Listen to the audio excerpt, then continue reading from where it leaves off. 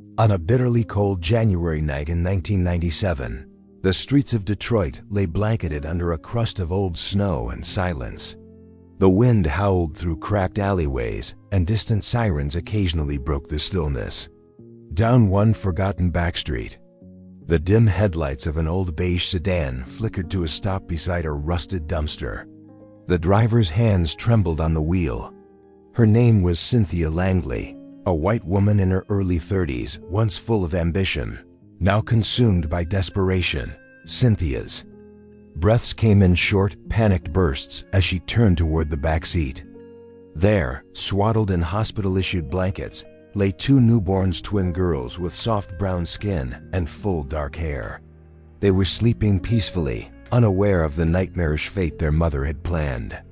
Cynthia touched one of their cheeks, her eyes pooling with tears.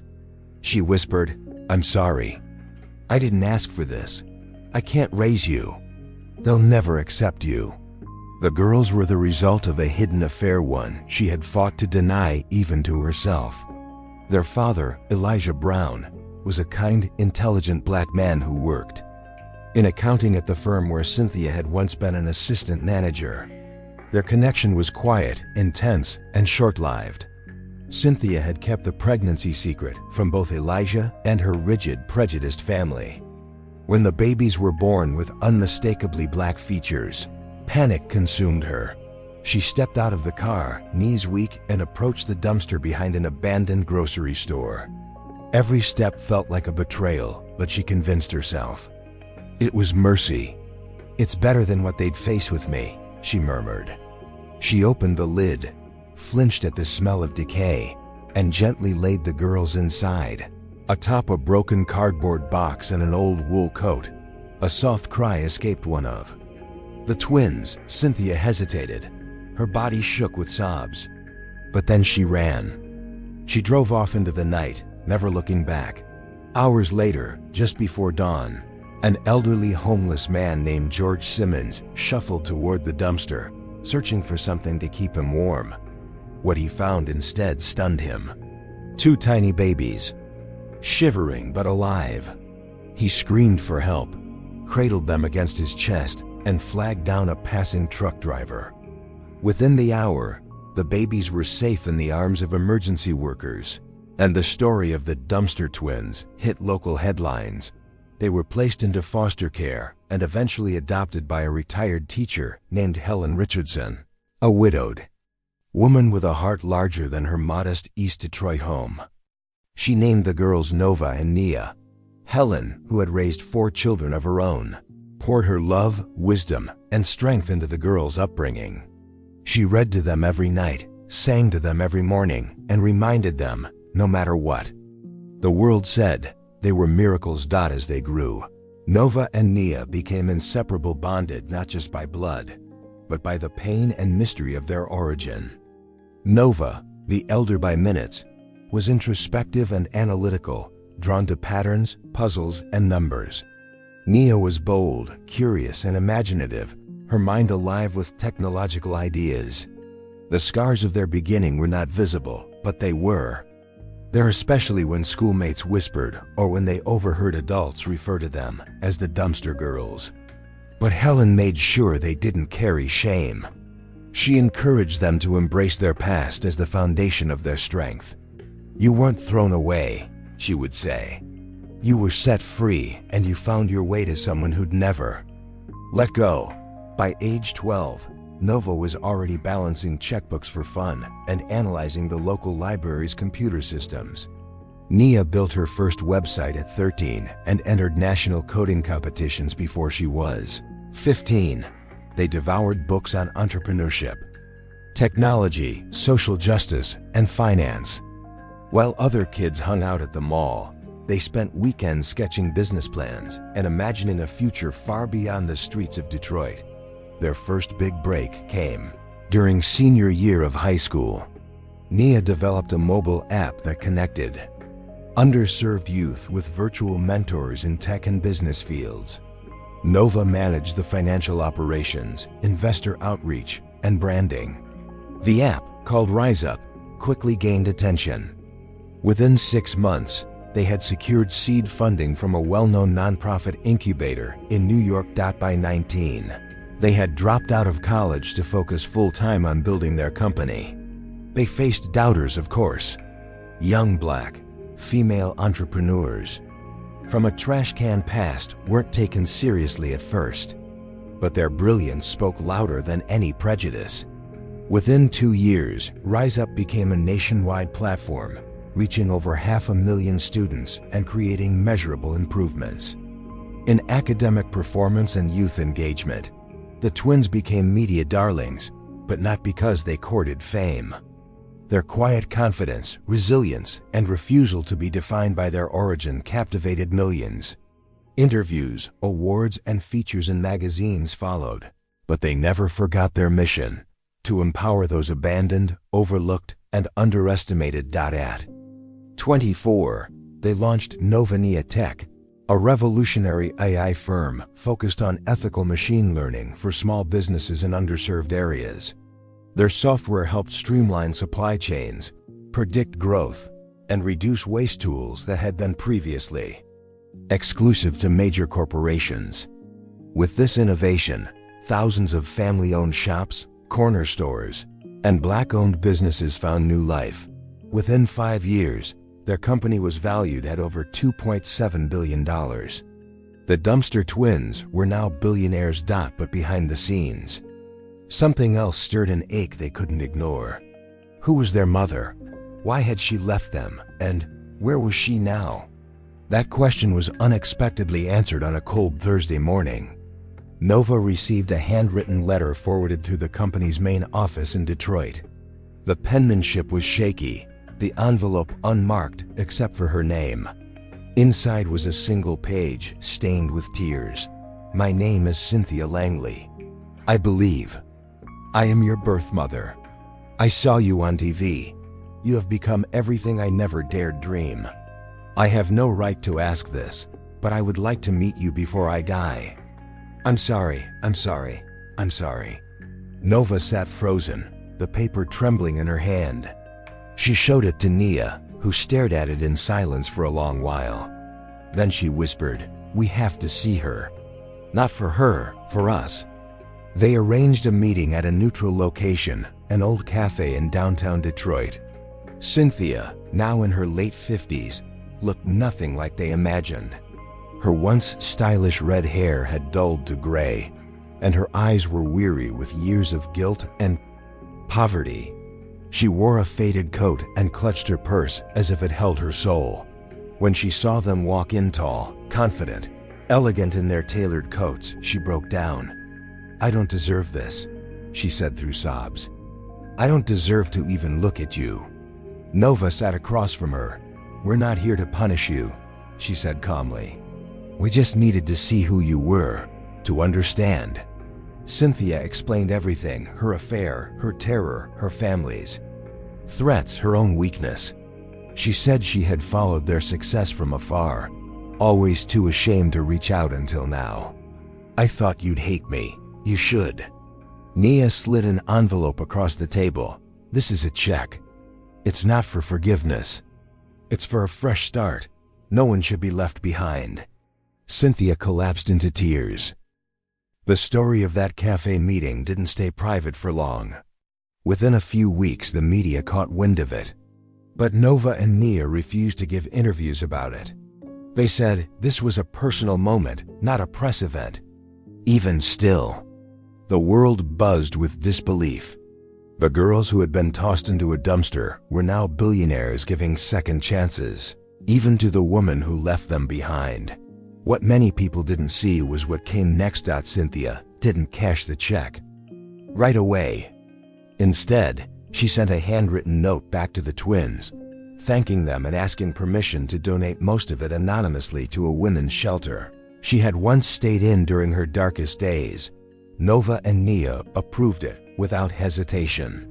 "She may not be our mother in the traditional sense," Nia told Nova one night, "but maybe this is her way of rewriting her ending." As for the twins, they didn't slow down. In fact, their success only sharpened their focus. Novania Tech expanded into education, healthcare, and community development. But the sisters didn't just invest in ideas, they invested in people. They launched a program called Second Light, dedicated to supporting abandoned children, runaway teens, and single mothers trying to rebuild their lives. The first Second Light Community Center opened in Detroit, not far from the alley where they had been left. The symbolism was intentional. "This place," Nova said during the ribbon-cutting ceremony, "is where we were discarded. Now it will be where futures are found." Each center was equipped with state-of-the-art classrooms, therapy rooms, a tech innovation lab, a safe haven, dormitory, and a full counseling staff. Former foster youth were hired to mentor. Homeless parents were trained and given stipends while learning new skills. The goal wasn't charity, it was transformation. But even with all their public success, the sisters carried private pain. They had loving memories of Helen, their adoptive mother, who passed away peacefully 2 years after their company reached its first billion-dollar valuation. At her funeral, Nova said, "Helen didn't rescue us, she raised us to rescue ourselves. She is the blueprint." The grief of losing Helen was profound. In her honor, they launched the Helen Foundation for Dignified Living, providing housing for elderly foster caregivers who had taken in special needs children. "She gave us her home," Nia said at the launch event. "Now we're building homes for others like her." Despite their unshakable bond, Nova and Nia were not the same. Nova was calm, strategic, and preferred to stay behind the scenes. Nia was charismatic, energetic, and became a prominent speaker and activist. Their differences often led to passionate debates, especially when it came to expanding internationally. One evening in Tokyo, after a long investor dinner, Nia confessed to Nova, "Sometimes I still dream of that dumpster. Not as it was, but as a gate between death and life.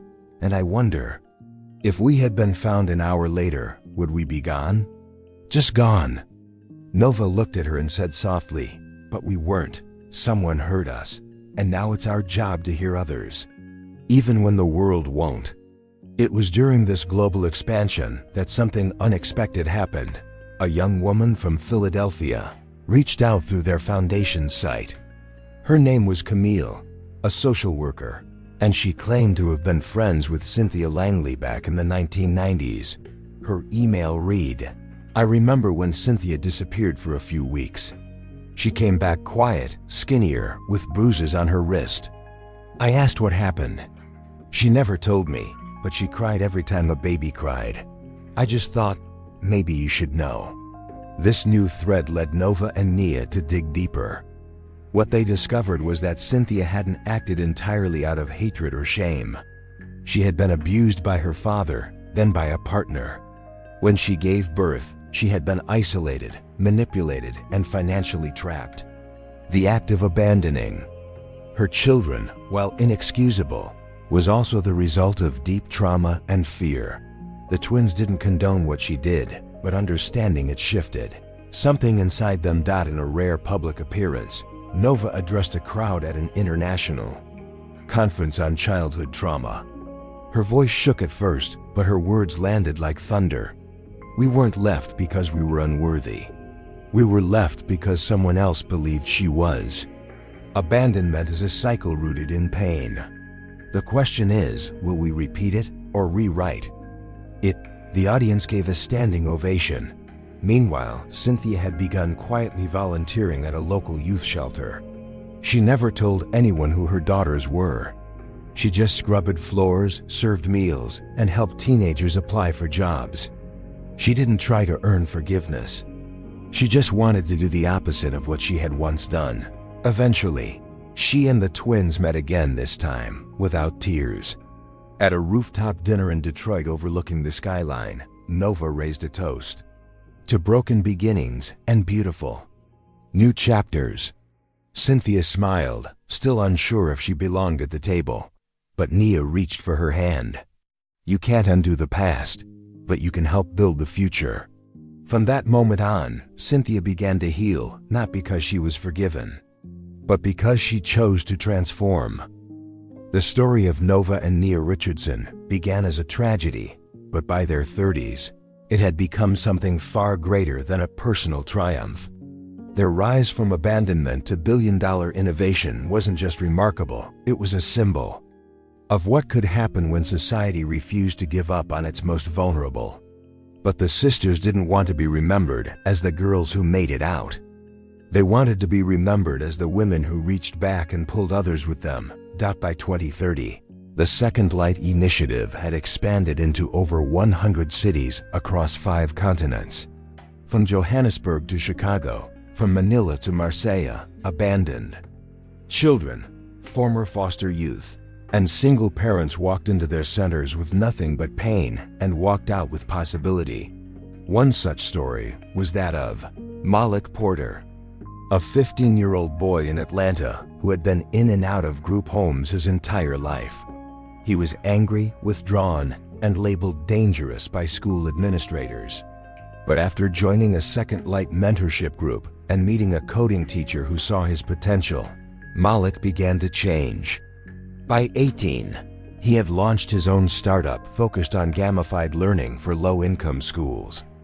"I used to think I was trash," Malik said in a viral graduation speech. "But Nova and Nia, those ladies from the dumpster, they showed me I'm not broken, I'm building." There were hundreds of stories like Malik's, young girls who had been trafficked and rescued through Second Light's Safe House programs, elderly foster parents who found stability and respect through Helen Foundation, Homes, and Cynthia, quietly working as a peer counselor for mothers at risk of abandoning their children. She never told her story, she let her actions speak. Nova and Nia stayed busy. But they also started to face the toll of their own emotional burdens. Their fame, though rooted in admiration, came with pressure. Every speech, every interview, every donation was met with expectation. People wanted them to be perfect symbols. But perfection was never their goal. One evening, after returning from a global summit in Geneva, Nova broke down. In their shared suite overlooking the Detroit skyline, she looked at Nia with tired eyes. "Do you ever feel like we're still those girls in the dumpster? Just trying to prove we're worth something?" Nia took her sister's hand. "Every day, but we're not proving it to them anymore. We're proving it to ourselves." It was during that same year that Nova fell in love with a woman named Claire, a social entrepreneur who ran a refugee support network. It was the first time Nova allowed herself to be fully vulnerable. Claire didn't care about the headlines or the money. She loved Nova for her quiet thoughtfulness and unwavering sense of justice. The two would later marry in a small ceremony held inside the original Second Light building, the same one near the alley where Nova and Nia had once been left behind. Nia, meanwhile, remained focused on expansion. She traveled constantly, met with world leaders, and even gave a TED Talk titled "From Trash to Transformation," which became one of the most viewed talks of the decade. But she, too, struggled with loneliness. Despite her charisma and energy, she found it hard to trust people who didn't know her before the fame. She once confided in a friend, "It's hard to date when your name is more famous than your face." Eventually, she did fall in love with a widowed teacher named Andre, who had 2 daughters of his own. He admired Nia not for her empire, but for how she knelt to help a crying child at a ribbon-cutting event. They married in a private ceremony at Helen's old home, now converted into a heritage site and museum. The sisters never lost touch with their roots. They regularly returned to the alley where they were found, not out of morbid curiosity, but as a ritual. Each year on their birthday, they would light 2 candles there. "One for who we were," Nova would say, "and one for who we became." Then came the documentary. A renowned filmmaker approached them with the idea of turning their life into a film not just for entertainment, but as a blueprint for healing. After much deliberation, they agreed on one condition: the story wouldn't center around the dumpster. It would center on the people who helped them climb out. The film Titled Risen, the story of the Richardson twins, premiered at Sundance to global acclaim. It wasn't just about abandonment or success, it was about love, resilience, and the ripple effects of compassion. The film highlighted Helen's gentle strength, George's courage in rescuing them, and the power of community in rewriting. Even the most tragic narratives thought it ended not with a dramatic twist, but with a simple scene: Nova and Nia walking hand in hand down a street lined with children from their centers, all holding candles.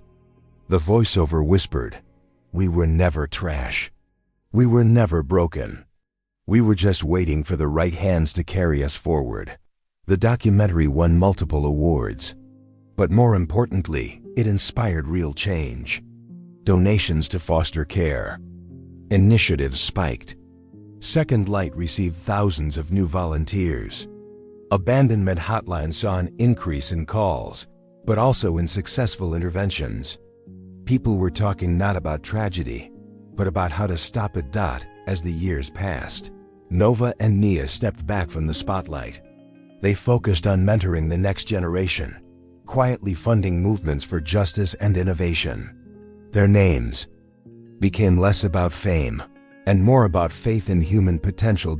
In a rare joint interview during their 40s, they were asked what they would say to the woman who left them if they could go back in time. Nova paused, then answered, "I would say thank you. Not for what she did, but for showing us what we never want to become." That clarity shaped everything. Nia added, "And I'd say we forgive you. Because forgiveness isn't for the person who hurt you, it's for the person you're becoming." The interviewer leaned in, "And who are you becoming?" Nia looked at Nova, and they smiled. "We're becoming the women we needed that night in the alley." 2 decades after that haunting night in 1997, the ripple of one woman's broken decision had become a tidal wave of transformation. Nova and Nia Richardson were now not just names attached to companies or charities. They had become part of a movement. A symbol of hope for children born into chaos. A voice for the voiceless. A light in places most people refuse to look. The year was 2040. Second Light had become a global foundation with over 300 community hubs in 70 countries. Its work had expanded beyond support for abandoned children. It now offered legal services for undocumented youth, digital literacy for aging foster care alumni, therapy services for survivors of childhood neglect, and even policy advocacy in dozens of countries. Nova and Nia no longer sat at board meetings. They trained the leaders who did. What set Second Light apart wasn't just the resources, it was the culture. Each hub had a remember room, a quiet, warm space where anyone could go just to be seen. No judgment, no questions. Just someone who would sit with them and listen. The idea came from Helen's old ritual. When the girls were sad, she didn't ask why. She just sat, held their hands, and said, "I'm here." Meanwhile, the Helen Foundation for Dignified Living had become a federally recognized model for elder care. Elderly foster parents across America were no longer dying in silence, forgotten by the systems they once held up. They had housing, healthcare, and a voice. And Novania Tech? It had redefined what ethical AI looked like. Rather than sell out to conglomerates or chase trends, the sisters made the company employee-owned. They used their billions to invest in innovation that mattered: green energy for poor communities, AI-driven education tools for trauma survivors, and digital marketplaces for displaced artists. They were no longer hungry for the approval of the world. They had already won, but there was one more chapter they had yet to write. Their story, while widely known, had never been shared in their own words. The documentary had been powerful, but it was still filtered through a lens. So in their early 40s, they co-wrote a memoir titled We Were Found. The book was raw, unfiltered, and unapologetically honest. It didn't romanticize the trauma. It didn't paint their success as a fairy tale. It told the truth about the depression Nova felt in her early 20s, even while appearing on magazine covers.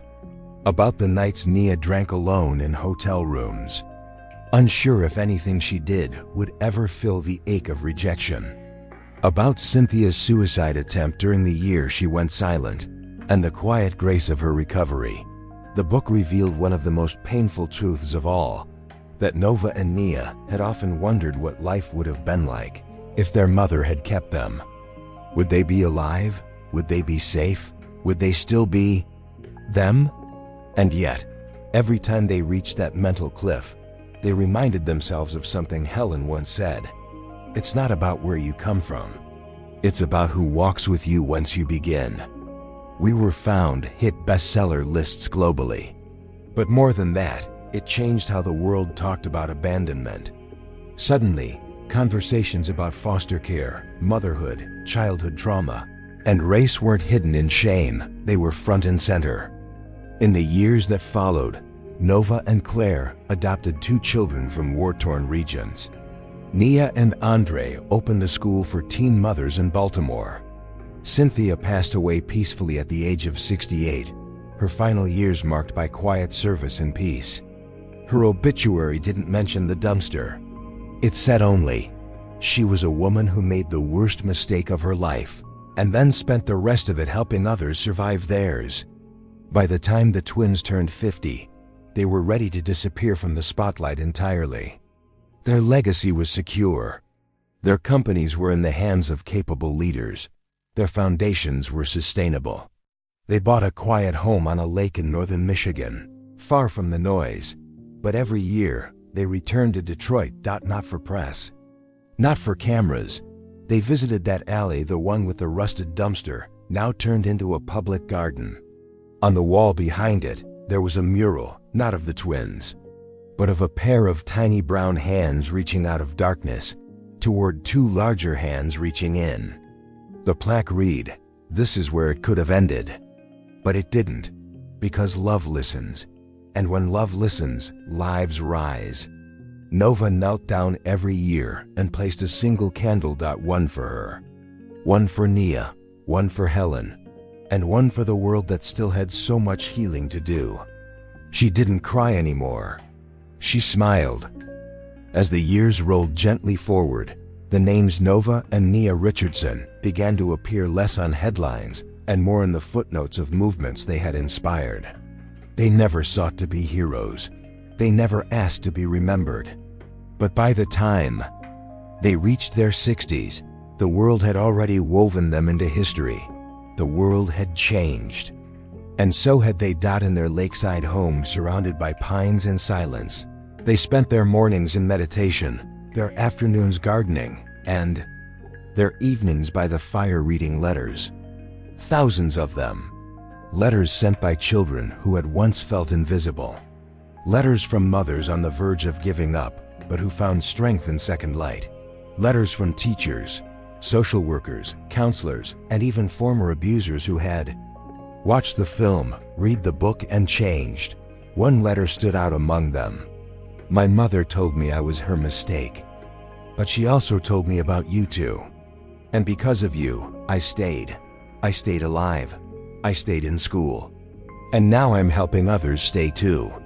A second light counselor, age 27, Nova folded the letter with care. "We didn't just survive," she whispered to Nia. "We made it worth something." In their final public appearance, during a quiet gathering at the 50th anniversary of Second Light, they stood side by side on a small outdoor stage beneath soft string lights. A crowd of over 300 people, all of them former foster children, abandoned youths, or community leaders, listened in complete stillness as Nova took the mic. Her voice was softer now, but every word hit with the force of a life well lived. "We were thrown away. We were unwanted. And we were told without words that we didn't matter. But someone found us. And she didn't ask for anything in return. She gave us safety. Then she gave us a voice. And that voice turned into action. And that action turned into a movement. And that movement became home for people who had never known one." Nia stepped forward. Her eyes were wet, her voice unshaking. "Don't you dare believe that pain is your end. Don't you dare believe that where you started is where you're meant to finish. You are not your abandonment. You are not your trauma. You are the fire that rises from it. They didn't say goodbye that night. They didn't need to. Their work had already found wings. In the years that followed, their legacy only deepened. Universities began teaching the dumpster to dynasty case study in ethics and entrepreneurship courses. Psychological journals published papers on the Richardson Resilience Framework, a method of trauma recovery based on their story. And the international observance of Second Light Day, held each year on January 17, became a global celebration of recovery, rebirth, and the power of listening. In 2065, at the dedication of a children's hospital in Nairobi bearing their name, a young girl asked the tour guide a simple question: did they ever meet the woman who left them? The guide smiled and said, yes, and they forgave her. Not because she deserved it, but because they did. That answer became a mantra passed across generations. Nova passed away first, quietly in her sleep at age 87, holding a copy of the first letter Helen ever wrote to the adoption agency. It simply read, "Let them come, I'll love them like my own." Nia followed a year later, seated in her garden beside a blooming tree they had planted decades earlier, an oak grown from a seedling found near the alley they were left in. On a small stone beside its trunk were etched the words, "We were born in darkness, we were raised in light, and we leave behind a path lit for others." At their memorial, which was streamed to over 40 countries, no one read eulogies. Instead, a choir of children sang one of Helen's favorite lullabies. And when the song ended, the audience, in total silence, lit candles one by one until the entire gathering glowed like sunrise. Statues were built in their honor. No city was renamed, but in the quiet corners of the world where pain had once lived, a different kind of monument stood. A girl choosing to keep her baby, a boy choosing not to give up, a stranger choosing to listen, all because once too tiny girls were left in the cold, and someone cared enough to hear them cry.